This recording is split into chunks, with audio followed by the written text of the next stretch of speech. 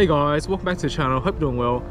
Okay, let's do a quick recap of week 5 of the marathon training so far. Week 5 is also the 5th week or the 6th week endurance training block. Okay, so Monday was 10Ks of recovery on grass. I just did it at Bankstown City Sports Complex. Again, the grass was kind of dry, so yeah, my pace is a bit faster than usual. Tuesday was a 16K run with 6Ks at lactate threshold. I just did around my usual fast lip at Saltpan Creek Reserve. This time I was kind of curious to see how my Saucony Endorphin Pro 3s would perform during training in like a workout versus my usual speeds. The Pros are firmer and lighter, and I kind of felt bad having not used them for a while, except doing some races here and there. It turns out I still got numb toes and a bit of discomfort throughout the run. Performance wise, it wasn't much better than the speeds, mostly because I couldn't take my mind off the discomfort, I guess. Whenever I wear the Pros, I sort of have to change my form a bit, not in a good way. It's almost like I have to sort of hold back and like run on thin ice, I guess, as to not make the discomfort worse. Maybe I'm a bit too sensitive to these things, but I do think comfort is pretty important for training. Overall, I still got the workout done fairly well on paper, but I'll probably go back to using my speeds for fast workouts in training, mostly because it's just more comfortable. Wednesday was a 24K medium long run. I feel like I've been going on too many routes of like short,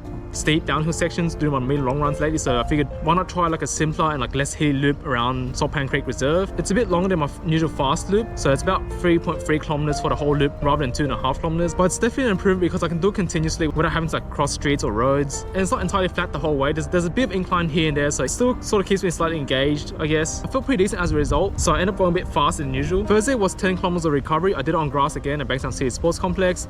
This time I tried to like stay a bit more engaged and focused. It was a fairly cool morning and the grass is fairly dry, so I figured why not try to keep my cadence up, I guess. I felt fairly solid, but it's about the same amount of effort overall compared to where I just zoned out. Friday was a 21 kilometer medium long run. It's a bit different this time because there was some torrential rain that started from Thursday evening and continued on to like Friday morning. And for a second I did consider like pushing the run later to the evening, hoping that the rain would fade, but yeah, that wasn't gonna happen. It pretty much rained the whole day, and realistically I don't feel like running in the evening anyways. Figured I might as well just go out and get it done. So it was raining fairly heavily and it was a bit windy as well, but it wasn't storming or anything. Since it was raining, I decided to wear my Puma Deviate Nitro Elite 2s rather than my usual speeds, just for like the traction and grip alone. Overall, the run went fairly well. I didn't come close to slipping at all. The Deviates were a bit slappy in the rain, but luckily I wasn't doing like a super long run or anything, so it was still fairly bearable and performed basically the same as my speeds, I guess. Saturday was 10Ks of recovery. By Saturday morning, the torrential rain pretty much died down, so that was great, and parkrun was still being held, but I was running a bit late because the A3 or the Centenary Drive was kind of flooded, so I had to take a little detour, I guess. Turns out the course was changed a bit. The start and finish line, which is usually on the grass area, was sort of flooded, so that had to like sort of move it to the pavement area instead. Overall, the recovery run went fairly well. I went out later that evening and came home a bit late and had some allergies or hay fever or something. I think it's from the recent torrential rain, which came with like massive winds, which may like stir up dust or pollen or something. Not really sure, but yeah, I do tend to get like hay fever issues more often during spring, but not too often during autumn. Anyways, I kept sneezing during that night, which wasn't great, so I wasn't really looking forward to Sunday's long run, I guess. And then finally Sunday was a 29 kilometer long run with 16 kilometers at goal marathon pace. Daylight savings ended on Sunday, so clocks went backward by an hour. I did manage to get an extra hour's sleep, so by the morning my allergies and sneezing were mostly gone, but I still wasn't feeling 100%. This time I wore a brand new pair of Speed 3s, which were in size 10.5 US, which is half size up from my red pair of Speeds, which is in US 10, and that was also half size up from my old pair of Speeds, which is in US 9.5 in 2E wide. So this new pair was fairly comfortable, and I didn't have any fit or comfort issues until near the end, where I still got slightly numb feet, but it was probably still bearable for another few kilometers if I really had to do it, I guess. I was thinking about splitting the goal marathon pace section into like intervals, for example 4x4 kilometers with like 1 kilometer float in between, but it takes me about 7 kilometers to get to M5 Linear Park from my place, and then it took me another 4 kilometers to check out the entire loop in the anti-clockwise direction. And yeah, I got too indecisive, so I just ended up doing another 2 kilometers before getting to the entire 16 kilometer goal marathon pace section all in one go. It turns out the anti-clockwise loop is a fair bit tougher than the clockwise loop because the first 2 kilometers of the loop is gradually downhill but not that noticeable. The second half is gradually uphill, but there's some shorter and steeper uphill sections throughout. I was feeling fairly solid so far until the sun came out and I sort of lost focus and it faded a bit. Anyways, the long run turned out to be better than I was expecting and feeling during the run. The goal marathon pace section was fairly controlled and steady, even with those tougher uphill sections where I feel like I slowed down a fair bit, but I do feel like I need to prepare better for these long runs, not only in terms of fueling but also like strength work in general, because that's probably another department I'm really lacking in terms of this whole marathon training thing. Anyways, the total mileage for week 5 was about 119 kilometers. It was another massive week of workouts, 1 threshold, 2 medium long runs, and then a marathon pace long run. I'm still feeling okay for the most part, and I'm definitely glad I didn't do the usual routes with like short steep downhills for my medium long runs. Next week is recovery week. It'll be the last week of the endurance train block before we move on to the lactate threshold plus endurance train block. I'll try to keep the routes fairly simple for recovery week.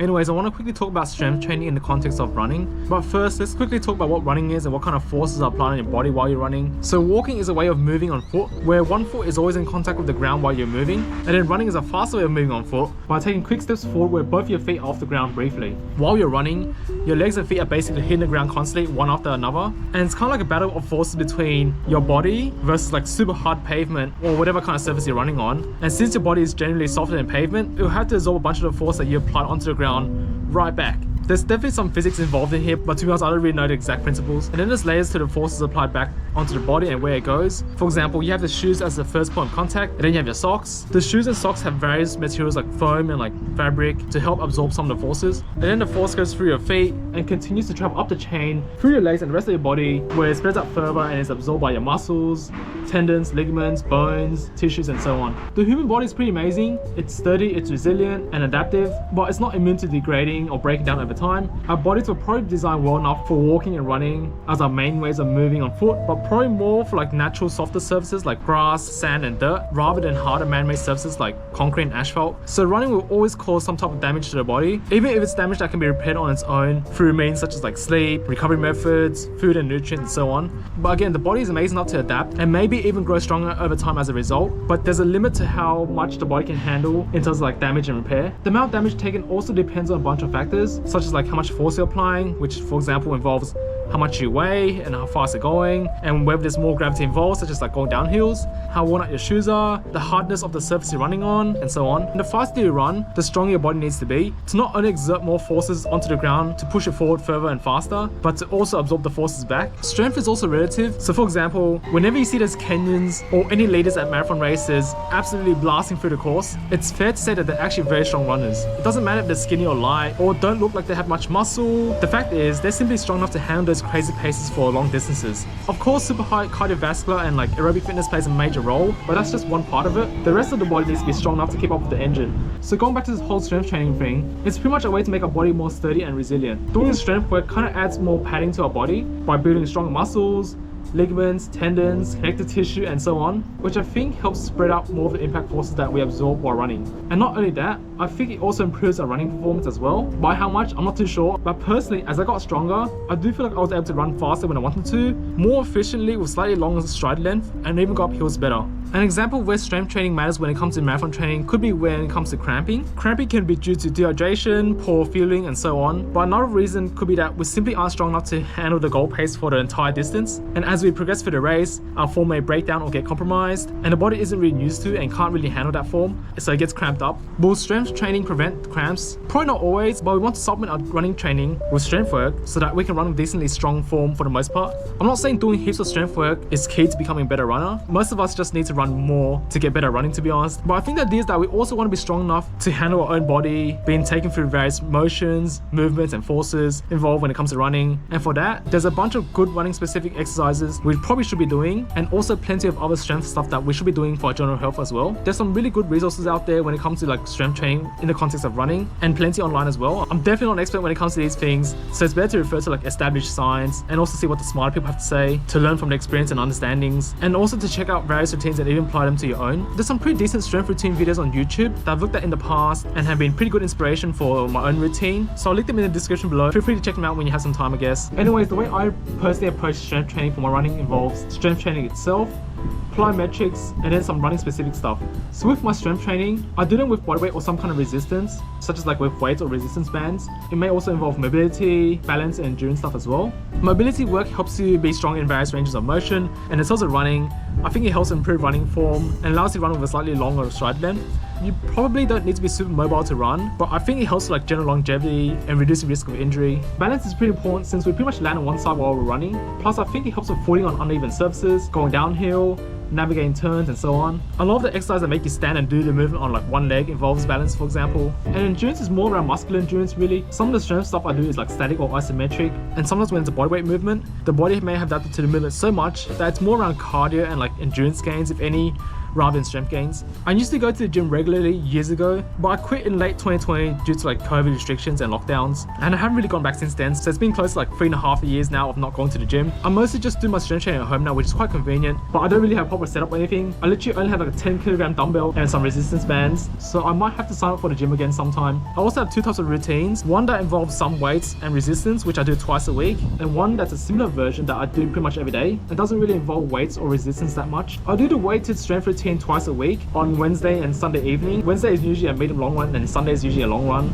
I used to do strength training on Monday and Thursday, which tends to be recovery run days, but I figured why not get it done on like the harder workout days instead, and let the following day, which tends to be a recovery day, be a bit more relaxed. As for the simpler bodyweight routine, I just do it as part of my daily flexibility and mobility routine. Anyways, while I'm here, let me show you guys some of my go-to strength exercises. Keep in mind that I might not be doing them with the correct form. I'm not an exercise physiologist or anything, and some of these exercises might not even be that useful or like relevant to running, but I think they're still somewhat useful for like general health, I guess. As always, you should be thoroughly warmed up before doing any kind of strength work, and remember that there's pretty much always progressions to every exercise, so you can always start the more basic versions if you're unfamiliar or new to it, and then work your way up as you get stronger or better at it. Okay, let's start with the feet. The first thing I like to do is called towel clawing. I didn't really bring a towel for demonstration, so I'll probably just use my jacket, I guess. So imagine that's a towel. You put your foot on top of it, and then you sort of claw back like this, so that the towel moves towards you. I'm wearing socks, so I don't really have any grip here, but just imagine it looks like this, you know. And what this does is pretty much like strengthens your whole feet, and it helps a bit of coordination, I guess. And then the second thing I like to do is called banded big toe flexions. You pretty much wrap a resistance band around your big toe, and then you pull it up, so your toes like sort of point towards the sky. And what you do is sort of resist that, so you push your toe back down to the ground. And then what this does is sort of strengthens the arches of your foot. And then we move on to calves. The first thing I like to do is straight calf raises. So, you know, you can just sort of just like lean against the wall, and you know, do some calf raises. You can also like hold some weights if you want to. I like to do single leg calf raises because it's a bit more applicable to running, I guess. And then I'll move on to like bent calf raises. So like almost the same thing, but you sort of just bend at the knee a bit and do the raises like that. You know, make sure to do both sides here. You can also again hold some weights on your side to make it a bit harder. And you can also do bent calf raises off a bench as well. So like it's like this, for example, then you lean forward a bit and just, you know, like that. Again, you can hold weights on the side and just like do the calf raises. And then I like to do banded ankle eversions. So you pretty much just wrap a resistance band around like a heavy object or like a pole or something, or like a sofa or whatever, and put it around your foot like this. And then turn your feet outwards. And that kind of works on the side of your calves. It's pretty much where I got injured over summer earlier this year, so yeah, I pretty much do it a lot now. It's kind of hard to do with my shoes on. The next thing I like to do is the front of the calves, or the shins. It's called like Tibialis anterior. We often do like a lot of calf work, but not the front of it, so yeah, might as well do it. The first one's called Tibialis anterior raises. So you just lean against the wall like this, your legs kind of straight, and you just bring your foot upwards towards the sky while keeping your heels on the ground, and just lift it up. You know, the further you go, the harder it is. I try to do it from this angle as well. So like again, lean against the wall, keep your heels on the ground, and just raise your foot towards the sky. If you have a resistance band, you can also do it on the ground while you're seated. So pretty much like seated banded tibialis raises. So I'll show you how I set it up, I guess. So just sit down on the ground, resistance band here.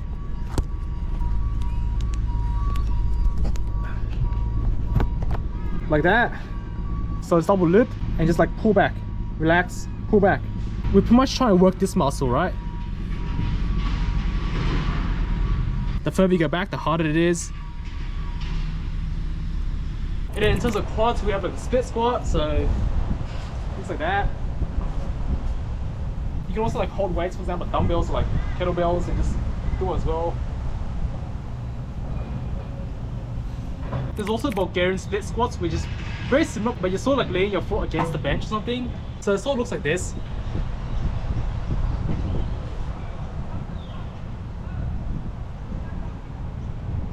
I think it's a bit harder than regular split squats. And either way, both split squats also hit the glutes as well. In terms of hamstrings, I just do like single leg deadlifts. It's sort of straight leg, but I'm still a bit bent, but it's just stiff leg, I guess. And you can also use like a dumbbell or a kettlebell as well, it's like weights as well, so like that.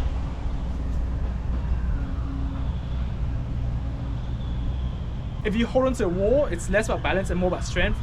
If you do it without a wall, it's more about balance, I guess. So yeah, imagine if I was holding a wall or like a pole, then I can focus more on the strength itself, like that. But if I do it without the pole and just do it alone, like with a dumbbell or a kettlebell, then there's a bit more balance involved. In terms of glutes, I like to do single leg glute bridges, sometimes on a bench.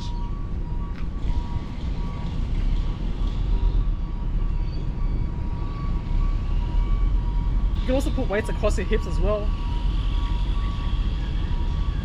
Or you can just do them on the ground as well.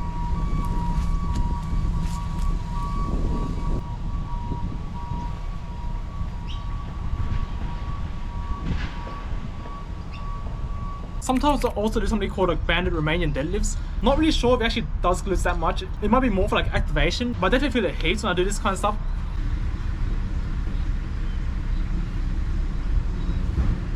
For the hips, I like to start off with seated single leg raises, so it looks like this. And then I'll move on to seated banded hip abductions. So this is something called a stretch band. It's a bit different to a resistance band, but yeah, it's just a bit nicer for doing these kind of hip movements, I guess. Wrap around my thighs above the knees and then just like open my hips.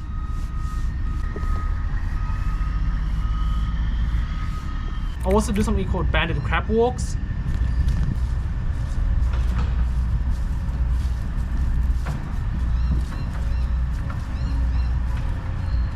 And also some diagonal band walks.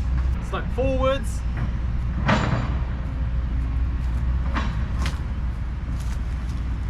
And then also backwards as well.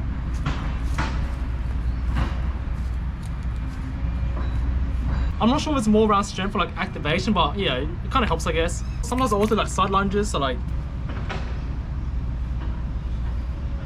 yeah, pretty weak hips. I also do like the side lying leg lift, so like,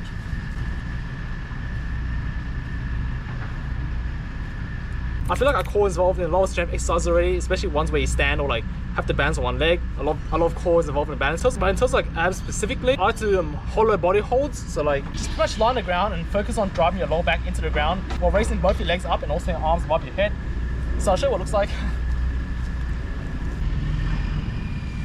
And you pretty much hold this position for like a while, you know, like 30 seconds or so.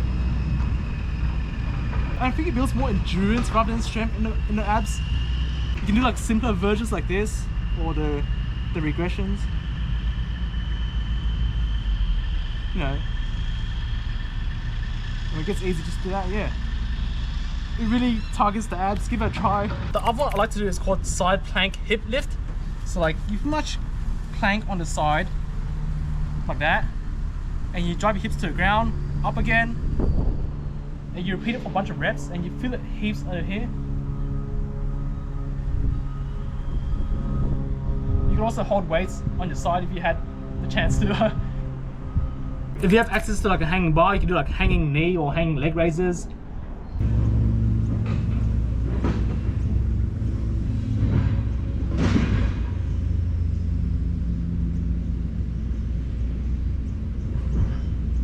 And then in terms of upper body, like, you know, chest, shoulders and arms, I'm not really too sure how much of it is applicable to running, but like, you know, you have push-ups for your chest, you know, pike push-ups for your shoulders, and all kind of variations for it, I guess.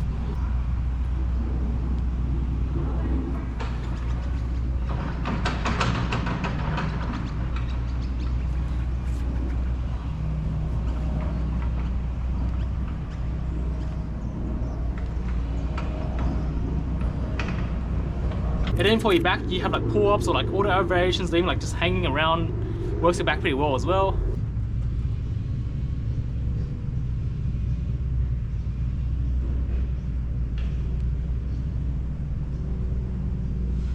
If it's too hard, you can always like jump up, catch the bar, and then slowly lower your body as well. So like, I I read in some running books that plyometrics is pretty good for running as it helps improve power, agility, and speed through like explosive movements. You can also do them with just body weight as well. There's weights and stuff I think, but I haven't really tried them yet. With plyometrics, I tend to do them like around once or twice a week at most, and pretty much at the same time as the weighted strength training routine. I think I also read somewhere that you don't need to do it too much for long distance running. I could be wrong. I have seen online where sprinters do heaps of plyometrics as part of the training, for example, which definitely makes sense since they need a lot of power, I guess. Anyways, let me show you some of my go-to plyometric movements. The first one is called double leg pogos. So if you want to like jump or like hop forwards and backwards on like stiff legs, you can also do them on the spot as well.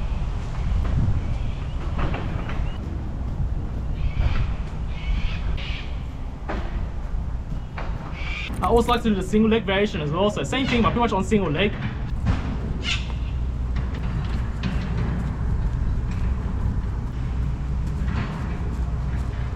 And then we have jumping squats.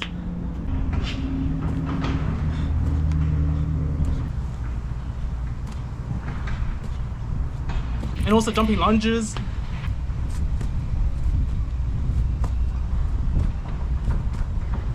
And then finally single leg side bounds.